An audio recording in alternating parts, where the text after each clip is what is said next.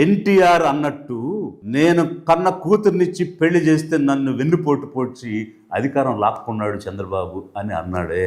ఆ రోజు ఇదే చంద్రబాబు గారి వెనకాల ఎవరు నిలబడ్డారు? యనమల రామకృష్ణుడు, దేవేంద్ర గౌడ్, జిఎంసి బాలయోగి, ఈ బ్యాక్వర్డ్ కమ్యూనిటీస్కి చెందిన వాళ్ళు నిలబడ్డారు కాబట్టే చంద్రబాబు నాయుడు తెలుగుదేశం అన్నది ఈ రోజు ఇక్కడ ఉన్నది. బీసీలు అంటే రాజ్యాంగంలో రాసినటువంటిది schedule caste, schedule tribes, other backward classes కలిపి బీసీస్ అని అంటారు. బీసీలు ఆర్థికంగా సామాజికంగా వెనకబడినంత మాత్రాన వారికి ఆత్మగౌరవం ఉండదా? సెల్ఫ్ రెస్పెక్ట్, సెల్ఫ్ ఎస్టీమ్ చంపుకుంటేనే వారిని రాజకీయంగా ఎదగనిస్తారా? ఓబీసీలు అనేవారే లేకపోతే తెలుగుదేశం పార్టీ అనేది లేదు. తెలుగుదేశం గెలిచిన ప్రతిసారి అత్యధికంగా ఓట్లు వేసి వెన్నెముకలా నిలబడి వెన్నంటి ఉంటేనే ఈరోజు తెలుగుదేశం అనేది అధికారంలో ఉన్నది. అయితే తెలుగుదేశానికి వీళ్ళు నెంబర్స్ మాత్రమే. Why? Because in democracy numbers only matters. ఎవరికి ఎక్కువ సంఖ్యాబలం ఉంటే వాళ్ళదే అధికారం. కాబట్టి వీళ్ళు మనుషులు కాదు. వీళ్ళకు ఒక ఆత్మ అభిమానం కానీ ఆత్మగౌరవం కానీ ఉండాల్సిన అవసరం లేదు, ఉండకూడదు. ఇది నిరంతరంగా ప్రూవ్ అవుతూనే వచ్చింది.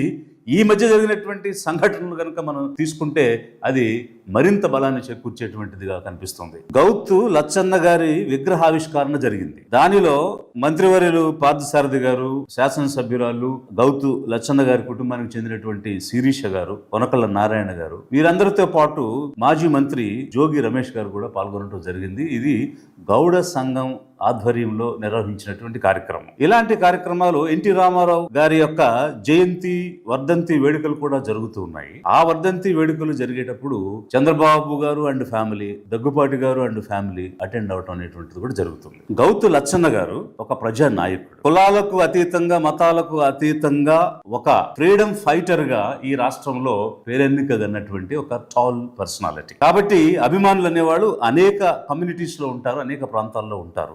నేను పాదయాత్ర చేస్తున్నప్పుడు గుంటూరు దగ్గర నుంచి పెదకాకాని మీదకి వెళుతుంటే అక్కడ వారి విగ్రహం చూసి పాదయాత్ర చేస్తున్న మేమందరం ఆగి వారికి పూలమాల అర్పించి, నివాళులు అర్పించి మేము ముందుకు వెళ్ళడం జరిగింది. ఈ రకమైనటువంటి వ్యక్తి గౌరవాన్ని పొందుతున్నప్పుడు ఎవరు ఏమిటి అనేటువంటి ప్రస్తావన అక్కడ ఉండదు.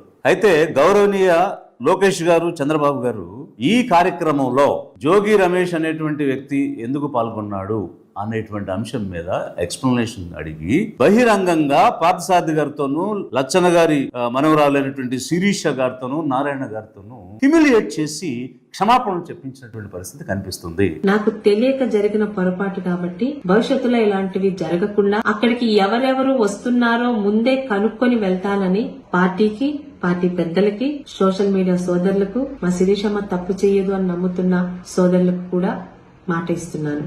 నేను మాత్రం అది అనుకోకుండా జరిగిన సంఘటన అని చెప్పేసి మనవి చేస్తూ ఈ సంఘటనకి నేను చింతిస్తూ వారికి సారీ కూడా తెలియజేస్తా ఉన్నాను. భవిష్యత్తులో ఈ పొరపాటు జరగడం నేను వాళ్ళందరూ కూడా శిరస్సు వంచి నమస్కరిస్తూ మమ్మల్ని క్షమించమని నేను మా సంఘం తరపున కూడా నేను అడుగుతా ఉన్నాను. ఇటువంటి సంఘటన మళ్ళీ పునరావృతం కాకుండా చూసుకుంటాం. దయచేసి కార్యకర్తలు కానీ సోషల్ మీడియా రాసేవాళ్ళు కానీ అర్థం చేసుకోవాల్సిందిగా కోరుతున్నాం. మరి మీ కుటుంబంలో, మీ వంశంలో జరిగితే ఒక నీతి, ఒక రూలు, అదే క్రింద వర్గాలకు జరిగితే ఒక నీతి, ఒక రూలా? మీరు అవకాశాల కోసం రకరకాల పార్టీల్లో ఉండి తిట్టకుండా తిట్టుకుని మీ కార్యక్రమానికి దగ్గుపాటి వెంకటేశ్వరరావు అండ్ ఫ్యామిలీ వస్తే మరి చంద్రబాబు నాయుడు, లోకేష్ నాయుడు క్షమాపణ చెప్పారా? క్షమాపణ చెప్పమని తెలుగుదేశం వర్గాలు అడిగాయా? వారు ఏమైనా సోషల్ మీడియాలో, వారి యొక్క ఆస్థాన టీవీ ఛానల్స్ లో, పేపర్స్ లో వీళ్ళు క్షమాపణ చెప్పలేదు ఏమిటి అని ట్రోలింగ్ జరిగిందా?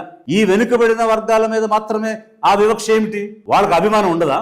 గౌడ, ఈడిగ, సెట్టిబలిజ ఇదంతా కూడా ఒక సంఘంగా తమలో నుంచి వచ్చినటువంటి ఒక గొప్ప నాయకుడిని వారు సత్కరించుకునేటువంటి స్వేచ్ఛ కూడా వారికి లేదా? తమ కుటుంబం, తమ వంశానికి ఒక రకమైనటువంటి నీతి, కింద వర్గాల నుంచి వచ్చినటువంటి నాయకులకి మరొక రకమైనటువంటి నీతి. యనమల రామకృష్ణుడు గారు ఒక టవరింగ్ పర్సనాలిటీ, బ్యాక్వర్డ్ క్లాసెస్ లో 40 సంవత్సరాల ఇండస్ట్రీతో సమానంగా వచ్చినటువంటి వ్యక్తి. వారు కాకినాడ పోర్టు నిర్మాణంలో భూముల విషయంలో అవకతవకలు జరిగినాయి అని ఒక లేఖ రాశారు ముఖ్యమంత్రి గారికి.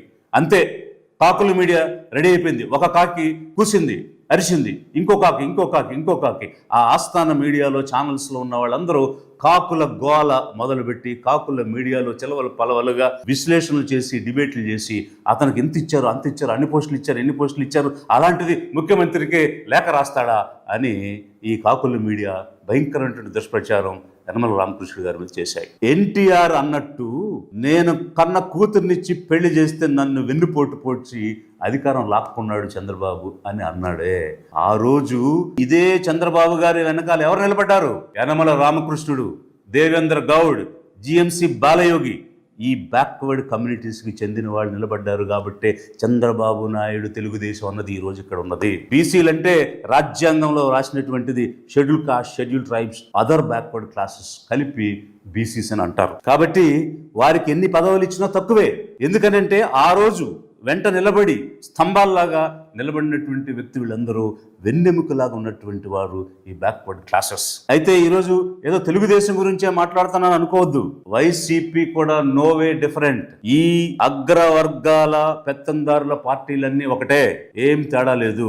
సుచరిత, వనిత, అనిత ఇలా అనేక మంది హోమ్ మినిస్టర్స్ గా పనిచేశారు. వైసీపీ కేబినెట్ చూడండి, లేకపోతే ఈ రోజున టీడీపీ కేబినెట్ చూడండి. ఎందుకనంటే తెలుగుదేశం ఈ రోజు అధికారంలో ఉంది, లైవ్ లో ఉంది కాబట్టి తెలుగుదేశం గురించి మనం ఎక్కువ ప్రస్తావించాల్సిన పరిస్థితి వచ్చింది తప్ప చరిత, వనిత, అనిత పేరేదైనా వీరందరూ పెత్తందారుల చేతుల్లో పనిముట్లే.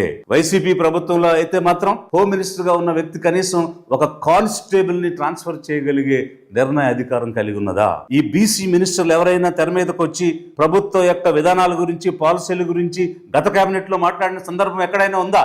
సకల శాఖలు నిర్వహించేవారు వారి వర్గానికి చెందిన వారే తప్ప ఈ ఎస్సీ, ఎస్టీ, బీసీ, మైనారిటీ, పేద వర్గాలు మాత్రం కాదు. అది టీడీపీ కేబినెట్ అయినా, వైసీపీ కేబినెట్ అయినా, బలహీన వర్గాలకు చెందినటువంటి వాళ్ళు మంత్రులైనా అది అలంకార ప్రాయమే.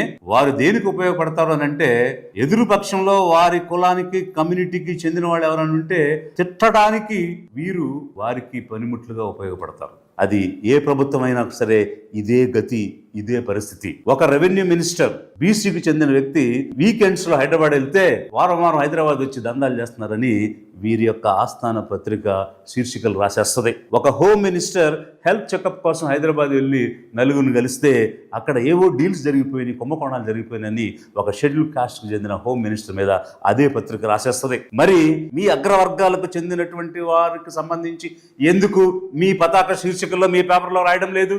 బీసీ, ఎస్సీ, ఎస్టీ, మైనార్టీలే తయారుగా దొరికారా ఏదంటే మీ పేపర్లో రాసేయడానికి? మీరేమో కమ్మ గ్లోబల్ ఫెడరేషన్ అని, కేజీఎఫ్ అని, తానా అని, ఆట అని, నాట అని, ఇట్లా మీ వర్గ ప్రయోజనాలు కాపాడుకోవడానికి అనేక సంస్థలు, అనేక బాడీస్ మీరు ఏర్పాటు చేసుకుని మా బ్లడ్ వేరు, మా బ్రీడ్ వేరు అని మీరు చెప్పొచ్చు. కానీ ఈ వెనుకబడిన వర్గాలు, బలహీనులుగా ఉన్నవాళ్ళు, మైనార్టీలుగా ఉన్నవాళ్ళు మాత్రం కలిసి ఒక సంఘంగా ఏర్పడి ఒక ప్రోగ్రాం చేస్తే మీ కళ్ళల్లో రక్తం కారిపోద్ది. ఎందుకనంటే వీళ్ళు ఐక్యం కాకూడదు, వీళ్ళు విడివిడిగానే ఉండాలి. తెలుగుదేశం గౌడ, వైసీపీ గౌడ, బీజేపీ గౌడ, కాంగ్రెస్ గౌడ, అట్లా ఎవరికవాడు విడిపోయి ఉంటే అప్పుడు మీరు నిరంతరం రాజ్యం వెళ్ళొచ్చు. అందుకోసం వీళ్ళు కలవకూడదు. పొరపాటున తెలియకుండా కలిసినా కూడా వాళ్ళు క్షమాపణ చెప్పాలి. కాబట్టి అధిక జనులైనటువంటి SC, ST, OBC, minority, OC పేదలారా గమనించండి, అర్థం చేసుకోండి ఏమి జరుగుతున్నది, ఏ విధంగా వీరి ఐక్యతకు తూట్లు పొడిచి నిరంతరం గత 80 సంవత్సరాలుగా అధికారంలో కొనసాగడానికి ఎలాంటి కుట్రలు జరుగుతున్నాయి అన్నది గమనించండి. అధిక జనం మనం, అధిక ఓట్లు మనై, అధికారం మీకు, అవమానాలు మాకా. ఉత్తరప్రదేశ్ చూడండి, ఒక ములాయం సింగ్ యాదవ్, బెహన్జీ మాయావతి. బీహార్ చూడండి, లల్లు ప్రసాద్ యాదవ్, నితీష్ కుమార్. పక్కనటువంటి రాష్ట్రాలు చూడండి, కేరళ పినరాయి విజయన్, తమిళనాడు కళింగర్ కరుణానిధి, ఎంకే స్టాలిన్, కర్ణాటక సిద్ధరామయ్య. వీరందరూ బ్యాక్వర్డ్ క్లాసెస్ కదా. వారందరూ కూడా ఎస్సీ, ఎస్టీ, ఓబీసీ, మైనారిటీస్ నుంచి వచ్చినటువంటి వాళ్ళు. వాళ్ళకి సాధ్యమైంది మనకెందుకు సాధ్యం కాదు? ఈ రోజు యూత్ ఏం కోరుకుంటుంది అని అంటే దయా దాక్షిణ్యాలు కాదు, మీ కన్సిడరేషన్స్, గ్రాటిట్యూడ్స్ కాదు, షేర్ ఇన్ పవర్.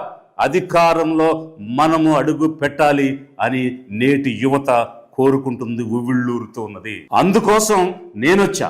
అధిక జన పేదల కోసం, అధిక జనులైనటువంటి పేదలను అధికారంలో అడుగు పెట్టించడానికి, నిస్వార్థంగా పనిచేయటానికి నేనొచ్చాను. ఈ అధిక జన పేదల కోసం, ఈ పెత్తందారుల ఉన్నత వర్గాల పార్టీలను మొయ్యడానికి కాదు, వాళ్లతో పోటీ పడి అధికారంలో అడుగు పెట్టడానికి లిబరేషన్ కాంగ్రెస్ పార్టీని తీసుకొచ్చాను. ఆలోచించండి, అధిక జన పేదలారా, ఎస్సీ, ఎస్టీ, ఓబీసీ, మైనారిటీ, ఓసీలో ఉన్నటువంటి నాయకులారా ఆలోచించండి. ఈ పెత్తందారుల పార్టీలనే కొనసాగుతూ ఇంకా బానిసత్వంలో ఊడిగం చేసుకుంటూ వారు ఇచ్చేటువంటి దయా దాక్షిణ్యాలపై ఆధారపడి ఉంటామా, పేదల పార్టీ వైపు నడుస్తామా? ఆలోచించండి.